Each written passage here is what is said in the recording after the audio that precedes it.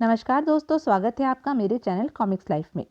शुरू करते हैं शिक्षा भारती का एक लघु उपन्यास खजाने की खोज पार्ट 3।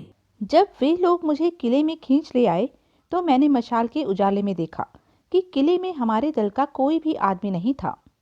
पता नहीं वे लोग कहाँ गए थे। मुझे डर हुआ कि कहीं इन लोगों ने उन सबको मार तो नहीं डाला। किला पूरी तरह इनके हाथ में था। मैं भी अब इनके हाथ में था और बचने की कोई उम्मीद नजर नहीं आ रही थी। सिल्वर मेरी ओर देखकर बोला, जब पहले पहल मैंने तुम्हें देखा था तभी मैं जान गया था कि तुम बहुत चालाक लड़के हो। मैं असल में तुम्हें बहुत चाहता हूँ। तुम मेरे विरोधियों के साथ रहते हो, फिर भी मैं तुम्हें बहुत चाहता हूँ। अगर तुम मेरे साथ रहने लगो तो कितना अच्छा हो।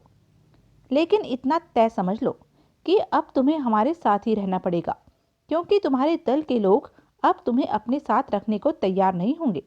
तुम मेरे साथ ही रहो, मैं तुम्हें बहुत आराम से रखूंगा। उसकी बात से मुझे इतना तो मालूम हो गया कि मेरे दल के लोग अभी मरे नहीं हैं।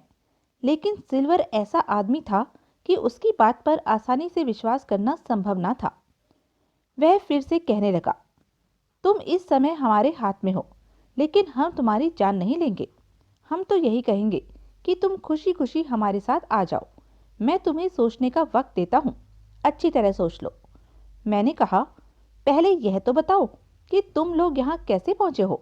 हमारे दल के लोग कहाँ गए? सिल्वर कहने लगा, कल सवेरे डॉक्टर लिवेसे सफ़ेद झंडे के साथ हमारे पास संधि का प्रस्ताव लेकर आए थे। आने पर उन्होंने देखा कि जहाज अपनी जगह पर नहीं है। हम लोग उस समय किले पर हमला करने के लिए किनारे पर तैयारी कर रहे थे। उन्होंने कहा, अगर जहाज गायब हो गया तो हम लोग यहाँ से लौटेंगे कैसे? इसलिए हम लोगों को मिलकर पहले जहाज खोज लेना चाहिए। लेकिन हम लोगों ने इससे इनकार कर दिया। वे लोग जहाज की खोज में चल पड़े। इधर किले पर हमने कब्जा कर लिया। हो सकता है जहाज उन लोगों के हाथ में आ जाए, लेकिन अगर जहाज पर उनका कब्जा हो गया तो हम लोग उस पर पैर नहीं रख सकेंगे। इस तरह किला तो अब हमारे हाथ में आ गया। उन लोगों का पता नहीं कि वे सब कहाँ गए। उन्होंने तुम्हारा इंतजार नहीं किया, बल्कि जाते जाते यह कह गए, जिम ना मालूम कहाँ चला गया है। खैर, हमें उसकी कोई ज़रूरत भी नहीं, वह चाहे जहाँ रहे। मैंने कहा, तुम चाहे जो कुछ कहो, लेकिन मैं तुम्हारा साथ नहीं दूंगा। तुम्हारे साथ मैं कभी नहीं रह सकता। मुझे मरने का डर नहीं है। तुमने झगड़ा करके खजाना अपने हाथ से खो दिया और जहाज भी खो दिया। इस तरह सारी मेहनत पर पानी फेर दिया। लेकिन शायद तुम्हें यह नहीं मालूम कि इस काम में मेरा कितना हाथ है। जहाज तुम्हारे हाथ से निकल गया, इसका कारण यह है कि मैंने उसका लंगर काट दिया था। मैंने जहाज को ऐसी जगह छिपाकर रखा है कि अब तुम में से कोई उसे पा नहीं सकता है। जब तक तुम मेरी शरण में नहीं आओगे, तब तक तुम में से कोई भी इस टापू को छोड़कर जा नहीं सकता। तुम लोग अगर मुझे बचाओगे, मेरी जान नहीं लोगे, तो मैं भी तुम्हारी मदद करूंगा। अगर तुम मुझे मार डालते हो तो याद रखो, तुम्हें भी इस टापू पर जान दे देनी पड़ेगी। इसमें तुम्हारा खुद का भला है कि तुम मेरी जान न लो। बोलो, क्या सोचते हो? इतने में मोर्गन नाम का एक लुटेरा छुरा निकाल कर बोला, मार डालो इस छोकरे को। नक्शा इसी के पास है। इसने हमारा बड़ा नुकसान किया है। लेकिन सिल्वर उसे रोककर बोला, इसे कोई छूना मत। अगर इसे कुछ हो गया तो तुम लोगों की खैर नहीं। मोर्गन 2 कदम पीछे हट गया। उसके साथ के दूसरे लुटेरे मारे क्रोध के दांत पीसने लगे। उनमें से एक बोला, देखते क्या हो, मार डालो इस लड़के को। सिल्वर हमारा कर ही क्या लेगा? इससे डरने की जरूरत नहीं है। सिल्वर चीख कर बोला, क्या कहा तुमने? मेरा तुम्हें डर नहीं है? तुम्हारी यह हिम्मत? आओ देखें पहले कौन आता है। मैं एक एक के टुकड़े कर दूंगा। उसके गुस्से से सब डरते थे। फौरन वे लोग पीछे हट गए। किसी की हिम्मत नहीं हुई कि आगे बढ़कर उससे बात करे। उन्हें चुप देखकर सिल्वर फिर बोला, गीदड़ो, आखिर तुम लोगों ने क्या सोचकर मुझे अपना कप्तान बनाया है? इसका यही मतलब है ना कि मैं तुम सबसे अधिक ताकतवर हूँ। मैं इस लड़के को बहुत चाहता हूँ। यह बड़ा बहादुर लड़का है। तुम लोगों में इसके बराबर भी हिम्मत नहीं है। उसकी बात सुनकर सब चुप हो गए। मैं दीवार के पास खड़ा था।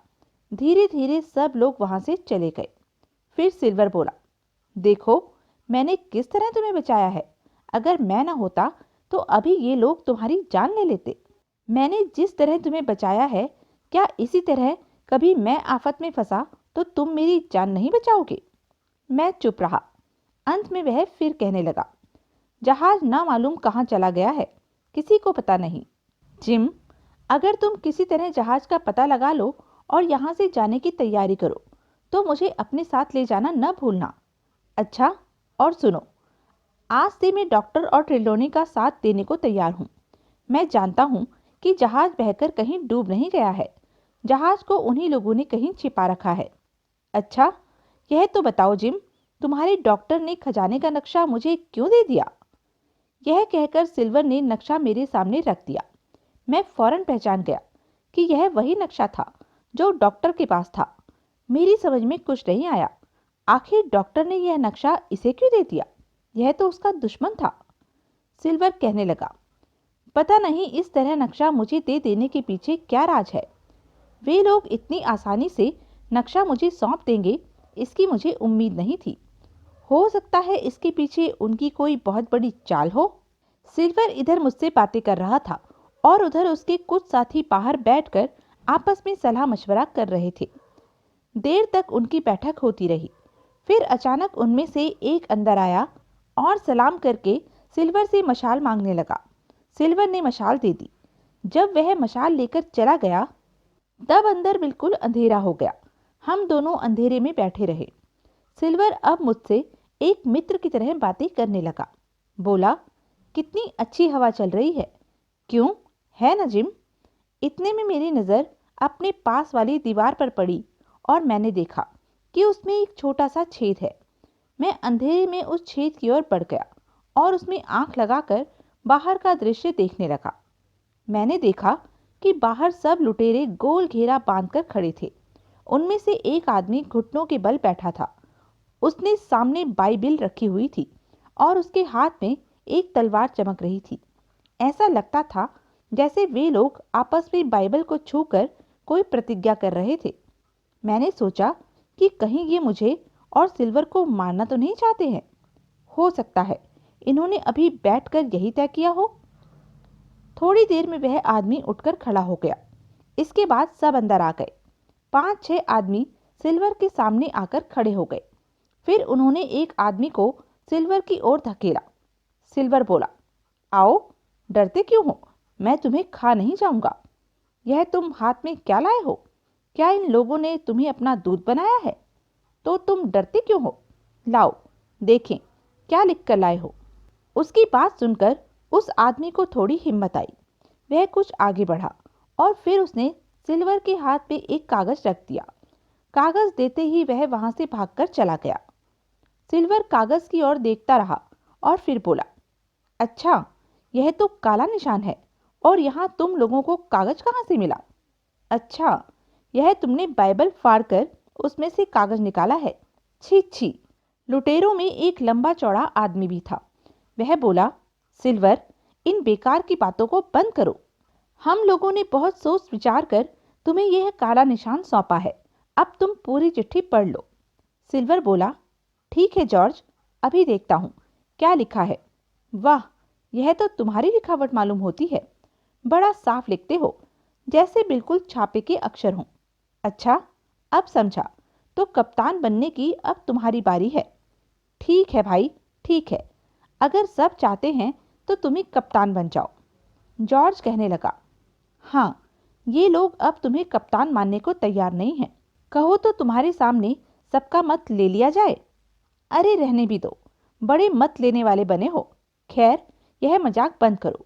कप्तान मैं ही हूँ और मैं ही रहूँगा। देखूं किस में हिम्मत है जो मुझे कप्तान मानने से इनकार कर सकता है। तुम्हारे काले निशान की मैं बिल्कुल परवाह नहीं करता। तुम्हें जो करना हो कर लेना, लेकिन याद रखना, मैं इस तरह का मजाक पसंद नहीं करता। जॉर्ज कहने लगा, सिल्वर, तुमने हमें धोखा दिया है। दुश्मन के लोग जब हमारी मुट्ठी में आ गए थे तब तुमने उन्हें छोड़ क्यों दिया? वे लोग मौका पाते ही यहाँ से भाग निकले और जब हम उनका पीछा करने के लिए तैयार हुए तब भी तुमने जानबूझकर हमें रोक दिया। तुमने कहा कि उनका पीछा करने की कोई ज़रूरत नहीं। हम लोग फौरन समझ गए कि तुम्हारा इरादा क्या है। तुम उनके हिस्से में से कुछ न कुछ पाने की उम्मीद रखते हो, और फिर तुमने इस लड़के को क्यों बचाया? सिल्वर कहने लगा, जॉर्ज, तुम्हारी बात पूरी हो गई ना? अब तो तुम्हें कुछ नहीं कहना है। अगर कुछ और मन में हो तो कह डालो। जॉर्ज बोला, मैंने जो कुछ कहा है, क्या वह कम है? तुम्हारे लिए तो इतना ही काफी होना चाहिए। तुम अपने वादे के पक्के माने जाते रहे हो, और तुमने ही हमें धोखा दिया। सिल्वर ने कहा, ठीक है, लेकिन तुम्हारी बात का मेरा जवाब यह है। यह कहकर उसने सबके सामने जमीन पर एक कागज फेंक दिया। मैंने कागज की ओर देखा और फौरन पहचान लिया। यह वही नक्शा था। नक्शा देखते ही वे लोग उस पर टूट पड़े और आंखें फाड़ फाड़ कर उसे देखने लगे। सबको आश्चर्य हो रहा था कि यह नक्शा सिल्वर के पास कैसे आ गया। उनमें से प्रत्येक नक्शे को सबसे पहले देखने के लिए उत्सुक था। सबकी आंखें खुशी से चौंक रही थी। उनके चेहरों से ऐसा लगता था जैसे खजाना उन्हें मिल गया हो। उनमें से एक बोला, क्या यही फ्लिंट का नक्शा है? इसके नीचे तो उसके दस्तखत भी दिखाई देते हैं। जॉर्ज कहने लगा, खजाना मिल गया, लेकिन इस सब को लेकर अब वापस अपने देश कैसे लौटा जाएगा? अपना जहाज तो गायब हो चुका। सिल्वर कहने लगा, यह सब तुम ही लोगों की वजह से हुआ है। तुम लोगों ने ही बेवकूफ़ी करके जहाज गंवा दिया। मैंने तो किसी न किसी तरह अपना काम पूरा कर ही लिया। देखो, मैंने उनसे खजाने का नक्शा छीन लिया। अब बताओ, हम में से कौन ज़्यादा अच्छा आदमी है? तुम कप्तान बनना चाहते हो ना? ठीक है, मैं इसी क्षण कप्तान का पद छोड़ने को तैयार हूँ। मुझे अब किसकी गरज पड़ी है? तुम जिसे चाहो कप्तान बना लो। जॉर्ज और मॉर्गन का चेहरा उतर गया। वे लोग कुछ बड़बड़ाने लगे। इतने में सिल्वर ने वह काले निशान वाला कागज उसके सामने फेंक दिया। जॉर्ज ने कागज उठाकर रख लिया। इस तरह उस दिन उन लोगों का झगड़ा खत्म हुआ। हम लोग सोने चले गए। जॉर्ज बाहर पहरा देने लगा। सिल्वर भी सो गया। अब उसे किसी बात की चिंता नहीं थी। खजाने का नक्शा उसके हाथ में था और उसने अपने विरोधियों को भी शांत कर लिया था। वह मजे में खर्राटे भरता हुआ सो रहा था। सवेरे किसी को पुकारते सुनकर हम लोगों की नींद खुल गई। हमने सुना कि बाहर से डॉक्टर की आवाज आ रही थी। डॉक्टर बड़े प्रसन्न और मित्र की भावना में बोल रहे थे। उनकी आवाज सुनकर मेरी खुशी की सीमा नहीं रही, लेकिन मुझे यह सोचकर बड़ी शर्म आ रही थी कि मैं बिना उनसे पूछे भाग गया था। अब मैं उनके सामने कैसे जाऊं, यही नहीं तय कर पा रहा था। डॉक्टर के आते ही सिल्वर उनके पास पहुंचा और बोला, डॉक्टर, हमारे दल में एक और आ गया है, जरा उससे मिलिए। डॉक्टर ने पूछा, कौन है? जिम तो नहीं? जी हाँ, वही है। रात को वह यहाँ लौट आया और आराम से रहा। डॉक्टर कुछ देर चुप रहा, फिर बोला, ठीक है, जिम से बाद में मिलूंगा। पहले मैं अपना फर्ज पूरा कर लूं। रोगी कहाँ है? इसके बाद डॉक्टर सिल्वर के साथ रोगियों को देखने चले गए। मैं रास्ते में ही खड़ा था। मेरी ओर देखकर डॉक्टर मुस्कुराए और आगे बढ़ गए। मुझे यह देखकर बड़ा आश्चर्य हो रहा था कि डॉक्टर बिना किसी संकोच या भय के दुश्मनों के बीच घूम रहे थे। उन्हें उन लोगों से कोई डर नहीं था। एक डॉक्टर की हैसियत से वे इन घायलों और मरीजों की मदद करने आए थे। रोगियों और घायलों को देखने और कुछ देर तक उनसे मजाक करने के बाद डॉक्टर वापस लौटे। मेरे पास आकर उन्होंने सिल्वर से कहा, अब अगर तुम इजाज़त दो तो मैं थोड़ी देर जिम से बात कर लूं। इस पर जॉर्ज बीच में ही बोला, नहीं, जिम से तुम बात नहीं कर सकते। हम तुम्हें उससे नहीं मिलने देंगे। लेकिन सिल्वर उसे रोककर बोला, तुम चुप रहो। तुम कौन होते हो मना करने वाले? अगर ये जिम से बात करते हैं तो इसमें हर्जी क्या है? फिर वह डॉक्टर की ओर मुड़कर बोला, डॉक्टर साहब, आपकी मेहरबानी के लिए शुक्रिया। सचमुच आप नहीं आते तो हमारे कई आदमी बीमार होकर मर गए होते। आप जरा बाहर जाकर इंतजार कीजिए। मैं अभी जिम को लेकर बाहर आता हूँ। ऐसा लगता है जिम को उस जहाज का पता है। वह हमारी बड़ी मदद कर सकता है। डॉक्टर बाहर जाकर मेरा इंतजार करने लगे।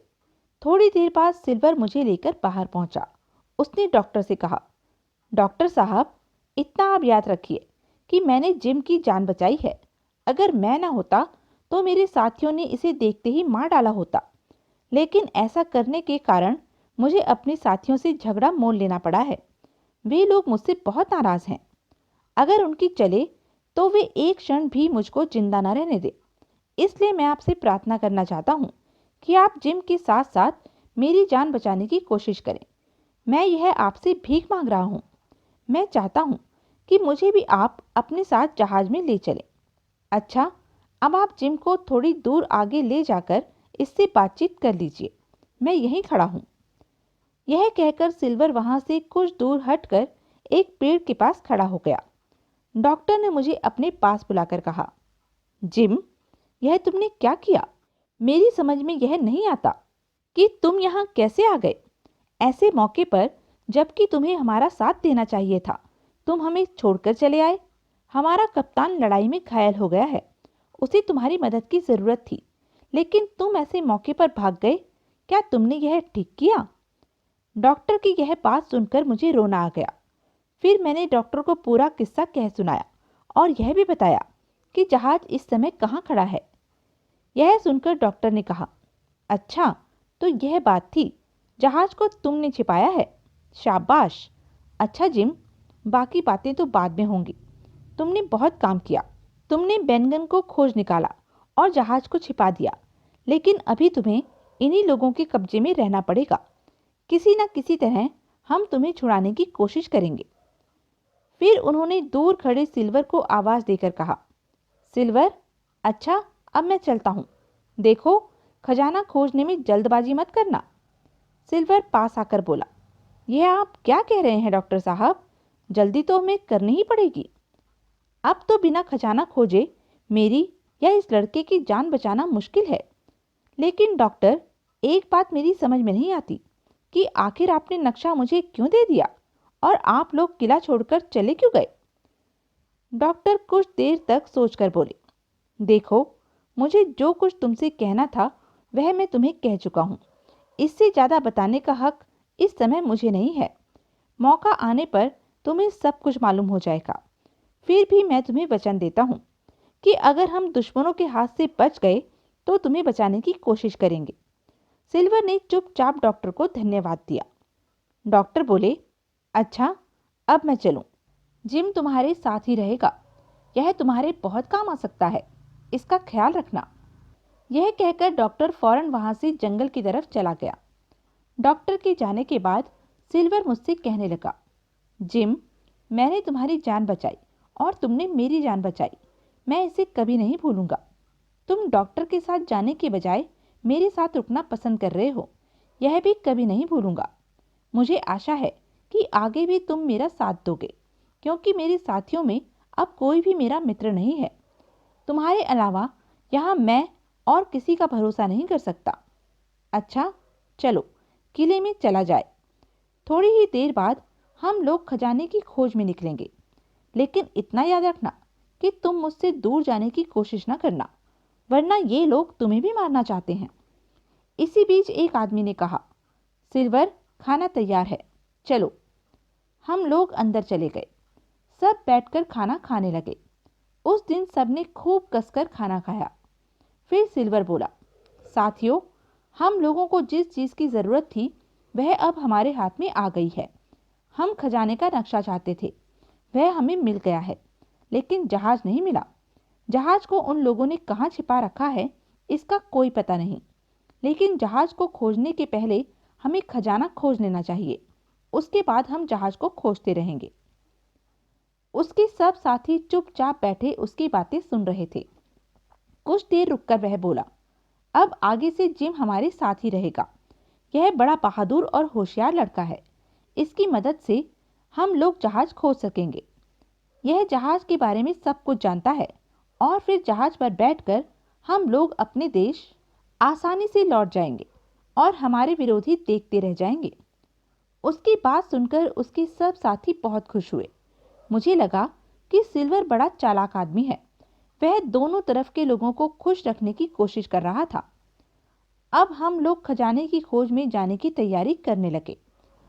सब लोगों ने अपने अपने हथियार संभाले। सिल्वर ने अपनी कमर में तलवार बांधी और हाथ में बंदूक ली। मुझे भी उसने हथियार दिए।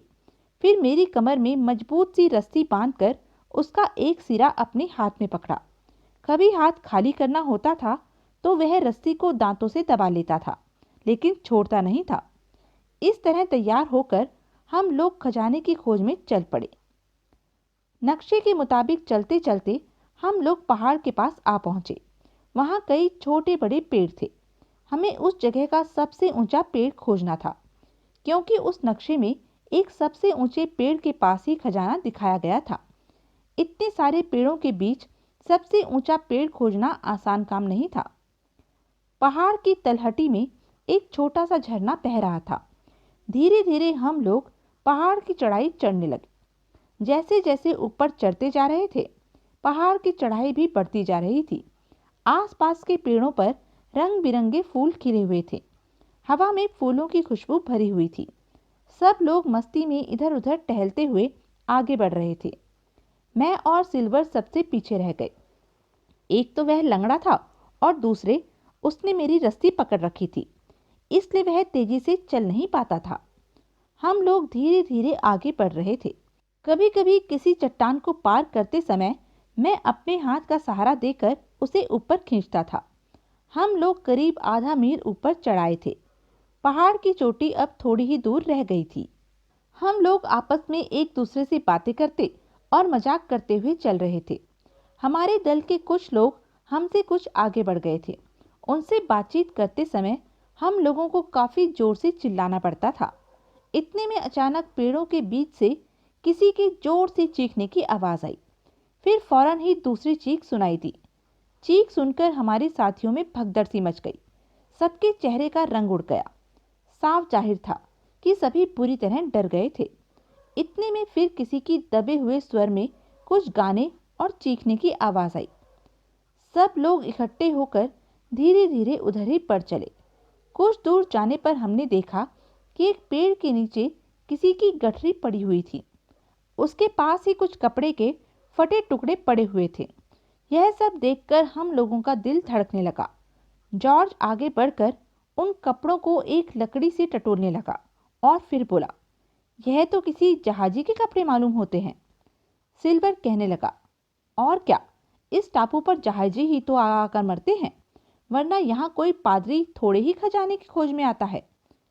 फिर उस हड्डियों के ढांचे को गौर से देखकर बोला, यह फ्लिंट का ही काम हो सकता है।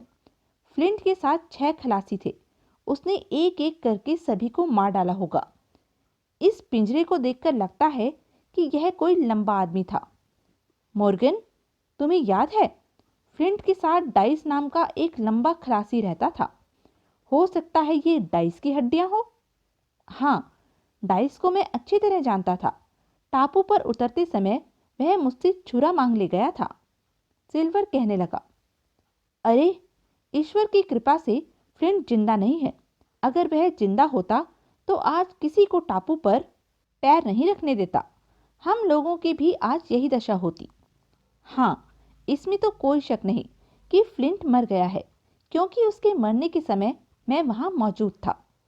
इतने में अचानक कुछ पेड़ों के पीछे से फिर किसी के गाने की आवाज आई। यह आवाज बड़ी डरावनी सी थी और गाना भी पुराने जहाजियों का गीत था। इस गीत को एक बार मैंने अपनी सराय में कप्तान विल के मुंह से भी सुना था। इस आवाज को सुनते ही सब कांपने लगे। मारे डर के सबका बुरा हाल था। मॉर्गन तो फौरन जमीन पर लेट गया।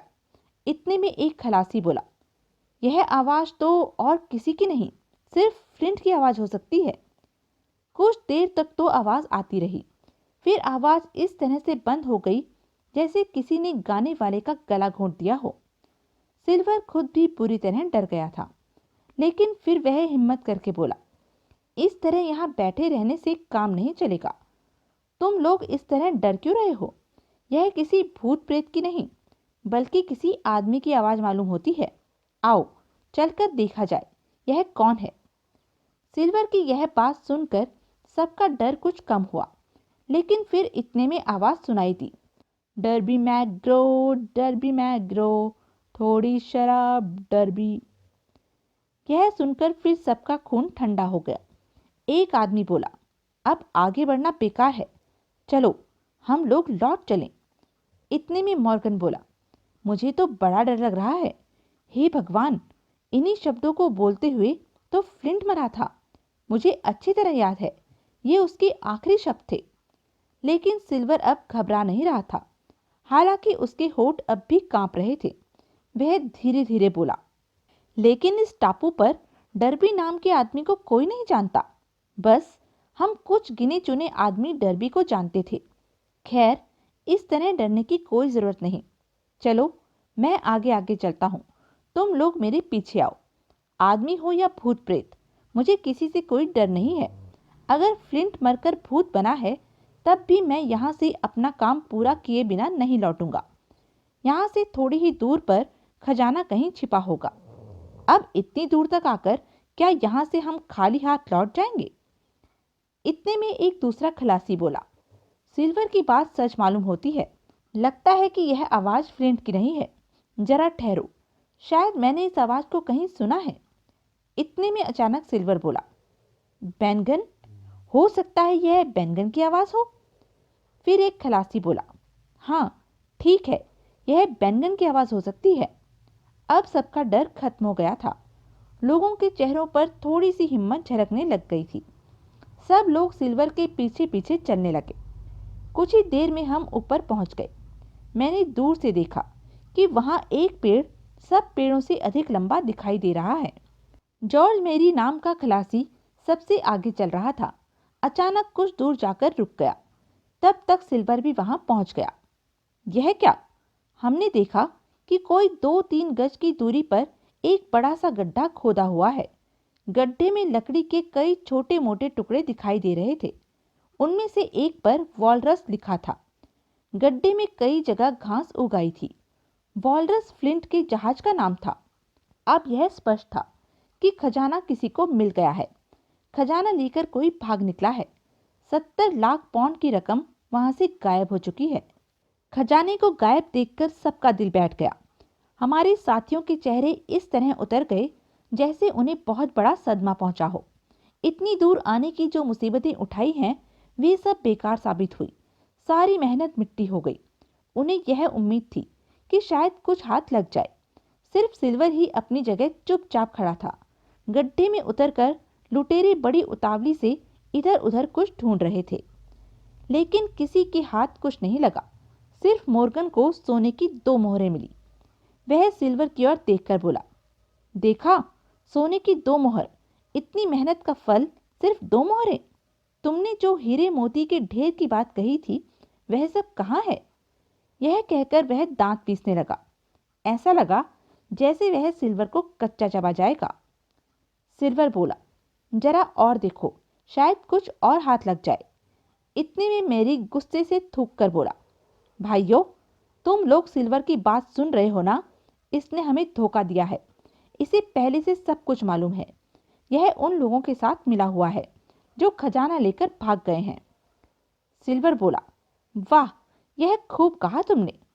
लगता है इस तरह इन लोगों को झड़काकर तुम अपना काम निकालना चाहते हो। इतने में कुछ लोग खिसक कर मेरे पास आकर खड़े हो गए।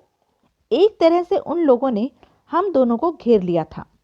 सिल्वर चुपचाप खड़ा रहा, जैसे उसे किसी का डर नहीं था। जॉर्ज मेरी बोला, दोस्तों, ये दोनों जानते हैं कि खजाना कहाँ गया। इनमें से एक लंगड़ा है और एक अभी बच्चा है, और हम लोग 5 आदमी हैं।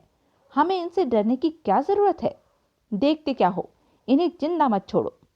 इतने में ठाएं ठाएं करके कहीं से बंदूक छूटी और जॉर्ज मेरी तथा एक दूसरा खलासी लुढ़क कर गड्ढे में जा गिरे। बाकी 3 खलासी अपनी जान बचाकर वहां से भाग निकले। सिर्फ सिल्वर और मैं वहां रह गए। जिधर से बंदूक की आवाज आई थी, उधर से हमने देखा कि पेड़ों के पीछे डॉक्टर साहब बेनगन और ग्रे के साथ हाथ में बंदूक लिए चले आ रहे हैं। उनकी बंदूक से अब भी धुआं निकल रहा था। उन्हें देखकर सिल्वर बोला, आप बड़े ठीक वक्त पर पहुंचे डॉक्टर साहब। हम लोग वहीं बैठ गए। डॉक्टर ने संक्षेप में हमें पूरी कहानी कह सुनाई। उन्होंने बताया कि हमारे जहाज के आने से पहले ही बेनगन ने पूरे टापू को छान मारा था और फ्लिंट का खजाना खोज निकाला था। खजाने को उसने एक गुफा में छिपा रखा था। अब सिल्वर की और मेरी समझ में आ गया कि डॉक्टर ने क्यों नक्शा दे दिया था। बेनगन के पास खाने पीने की चीजों की कमी थी, इसलिए डॉक्टर अपने आदमियों के साथ किला छोड़कर उसकी गुफा में रहने लगा। सिल्वर बोला, मैंने जिम को बचाया था, इसलिए शायद आज मेरी भी जान बच गई, वरना जिस तरह आपने जॉर्ज मेरी को गोली मार दी, उसी तरह मुझे भी मार डाला होता। कुछ देर बाद हम लोग बेनगन की गुफा के पास पहुंचे। उसकी गुफा के दरवाजे पर कोई आदमी बंदूक लेकर पहरा दे रहा था।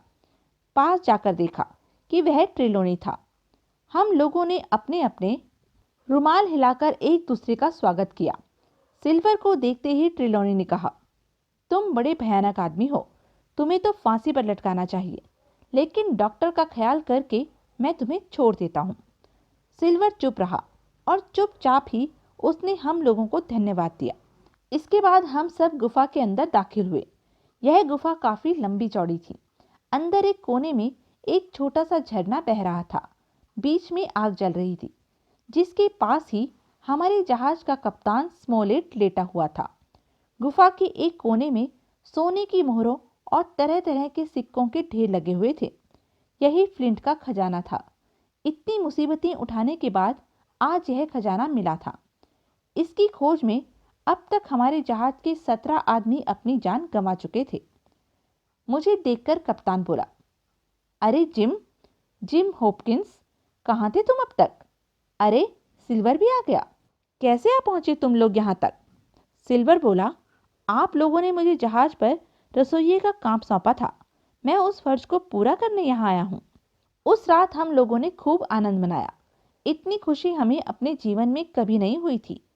हम लोग बेनगन की बड़ी तारीफ कर रहे थे, क्योंकि खजाना सुरक्षित रूप से उसी ने हमें दिलवाया। दूसरे दिन सुबह उठकर खजाने को जहाज में पहुंचाने का इंतजाम किया गया। यह काम आसान नहीं था। समुद्र का किनारा उस जगह से करीब 1 मील दूर था। फिर किनारे से एक नाव पर बैठकर 3 मील दूर जाने पर ही हम जहाज पर पहुंच सकते थे। इस तरह कुल मिलाकर 4 मील का रास्ता पार करना था। इसके अलावा जो 3 लुटेरे भाग गए थे, वे भी मौका पाकर हम पर हमला कर सकते थे। इसलिए हम में से एक आदमी पहाड़ के ऊपर बैठकर पहरा देने लगा। ग्रे और बेनगन को नाव में खजाना लादकर जहाज तक पहुंचाने का काम सौंपा गया। बाकी लोग गुफा से समुद्र के किनारे तक खजाना पहुंचाने का काम करने लगे। मैं गुफा में रुक रहा था। उन सिक्कों में न मालूम किन किन देशों के सिक्के थे। इंग्लैंड, फ्रांस, स्पेन वगैरह यूरोप के कई देशों के लगभग 100 साल के सिक्के उनमें थे। पूरा खजाना जहाज तक पहुंचाने में हमें करीब 5-6 दिन का समय लग गया। इस बीच उन 3 लुटेरों का कोई पता नहीं चला। हम लोगों ने सोचा कि उन तीनों को इसी टापू पर छोड़कर हम लोग चले जाएं। उन लोगों के लिए कुछ हथियार, खाने पीने की कुछ चीजें, दवाइयाँ और कुछ कपड़े वगैरह छोड़ दिए और फिर हमने टापू से विदा ली। जब हमारा जहाज चलने की तैयारी करने लगा तो वे तीनों लुटेरे किनारे पर आ खड़े हुए और घुटनों तक पानी में आगे बढ़कर चिल्लाने लगे, हम लोगों को भी लेते जाओ, हम माफी मांगते हैं, हमें छोड़कर न जाओ। हम लोगों को उन पर दया आई, लेकिन उन्हें फिर से जहाज में लेना खतरे से खाली नहीं था। जहाज में वे जरूर लड़ाई करते। यही सोचकर डॉक्टर ने उन्हें चिल्लाकर जवाब दिया, हम लोग जा रहे हैं, लेकिन तुम लोगों को ऐसे नहीं छोड़कर जा रहे हैं। तुम्हारे लिए खाने पीने की चीजें, औजार और कुछ हथियार वगैरह हमने वहीं छोड़ दिए हैं।